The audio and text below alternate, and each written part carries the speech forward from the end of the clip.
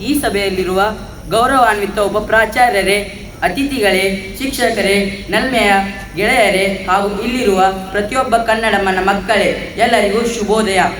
ಇಂದು ಎಲ್ಲರಿಗೂ ತಿಳಿದಿರುವಂತೆ ನಾವು ಕನ್ನಡ ರಾಜ್ಯೋತ್ಸವವನ್ನು ಆಚರಿಸುತ್ತಿದ್ದೇವೆ. ಈ ಸಂಭ್ರಮದ ದಿನದಂದು ನಾನು ಕನ್ನಡ ಕುರಿತು, ಕರುನಾಡಿನ ಕುರಿತು ಮಾತನಾಡಲು ಬಯಸುತ್ತೇನೆ.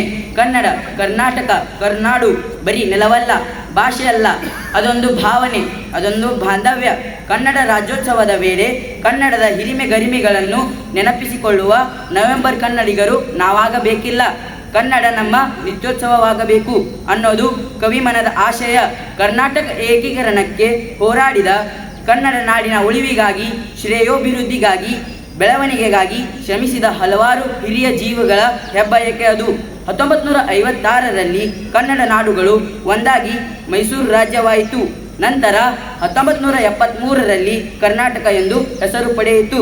ಕನ್ನಡ ತಾಯಿಯ ಮಡಿಲು, ಹೃದಯದ ಗಾನ, ಪಂಪನ ಕೃತ್ಯ, ಕುವೆಂಪುವಿನ ಕವನ, ಜಾನಪದ ಜೀವಂತಿಕೆ, ಯಕ್ಷಗಾನದ ನರ್ತನ ಇವೆಲ್ಲವೂ ನಮ್ಮ ಕನ್ನಡ ನಾಡಿನ ಸೊಗಸು. ಕರ್ನಾಟಕ ಹಸಿರು ತೋಟ, ತಾಂತ್ರಿಕ ನಗರಿ, ಬಾಹ್ಯಾಕಾಶದ ಹೆಮ್ಮೆ, ಬೆಂಗಳೂರಿನ ಬೆಳಕು, ಕೊಡಗಿನ ಕಾಫಿ, ಮಲೆನಾಡಿನ ಮಳೆ ಇವೆಲ್ಲವೂ ನಮ್ಮ ಅಮೂಲ್ಯ ಆಸ್ತಿ. ಆದರೆ ಕನ್ನಡವನ್ನು ನಾವು ಮರೆಯಬಾರದು. ಕಲಿಸಿ ಬೆಳೆಸುವ ಉದ್ದೇಶ ನಮ್ಮದಾಗಿರಬೇಕು.